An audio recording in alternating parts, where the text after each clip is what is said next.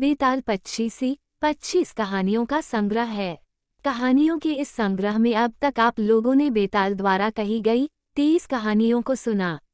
आज आप लोगों को 24वीं कहानी सुनाने जा रही हूँ।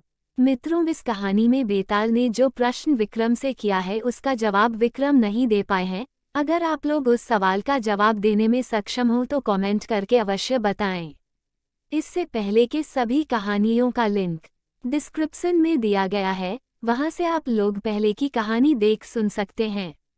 बेताल द्वारा सुनाई गई 24वीं कहानी इस प्रकार है। कृपया कहानी को अंत तक जरूर सुनिएगा आप लोग।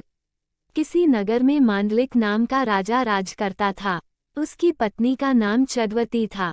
वह मालव देश के राजा की लड़की थी। उसको लावण्यवती नाम की एक कन्या थी। जब वह विवाह के योग्य हुई तो राजा के भाई बंधुओं ने उससे उसका राज्य छीन लिया और उसे देश निकाला दे दिया। राजा रानी और कन्या को साथ लेकर मालव देश को चल दिया। रात को वे एक वन में ठहरे। पहले दिन चलकर भीलों की नगरी में पहुंचे। राजा ने रानी और बेटी से कहा कि तुम लोग वन में छिप जाओ, नहीं तो भील तुम्हें परेशान करेंगे। वे दोनों वन में चली गईं। इसके बाद भीलों ने राजा पर हमला किया। राजा ने मुकाबला किया, पर अंत में वह मारा गया। भील भी चले गए। उसके जाने पर रानी और बेटी जंगल से निकलकर आईं और राजा को मरा देखकर बड़ी दुखी हुईं। वे दोनों शोक करती हुई एक तालाब के किनारे पहुंची। उसी समय वहां चंद्र सिंह नाम का साहूकार अपने लड़के के साथ घोड़े पर चढ़कर शिकार खेलने के लिए उधर आया हुआ था। दो स्त्रियों के पैरों के निशान देखकर साहूकार अपने बेटे से बोला, अगर ये स्त्रियां मिल जाएं तो जिससे चाहो विवाह कर लेना। लड़के ने कहा, छोटे पैर वाली छोटी उम्र की होगी, उससे मैं विवाह कर लूंगा। आप बड़ी से कर लीजिएगा। साहूकार विवाह नहीं करना चाहता था, पर बेटे के बहुत कहने पर राजी हो गया। थोड़ा आगे बढ़ते ही उन्हें दोनों स्त्रियां दिखाई दी।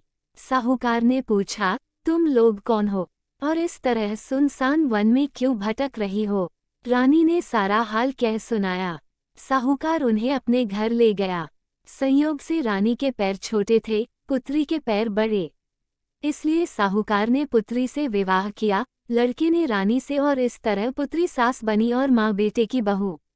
उन दोनों के आगे चलकर कई संतानें हुईं। इतना कहकर बेताल बोला, राजन बताए, माँ बेटी के जो बच्चे हुए उनका आपस में क्या रिश्ता हुआ?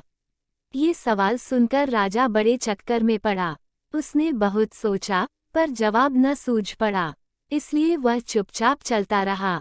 बेताल ये देखकर बोला, राजन कोई बात नहीं है, मैं तुम्हारे धीरज और पराक्रम से खुश हूँ।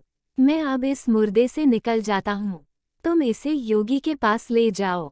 जब वह तुम्हें इस मुर्दे को सिर झुकाकर प्रणाम करने को कहे तो तुम कह देना कि पहले आप करके दिखाओ। जब वह सिर झुकाकर बतावे तो तुम उसका सिर काट लेना। उसका बलिदान करके तुम सारी पृथ्वी के राजा बन जाओगे। सिर नहीं काटा तो वह तुम्हारी बलि देकर सिद्धि प्राप्त करेगा।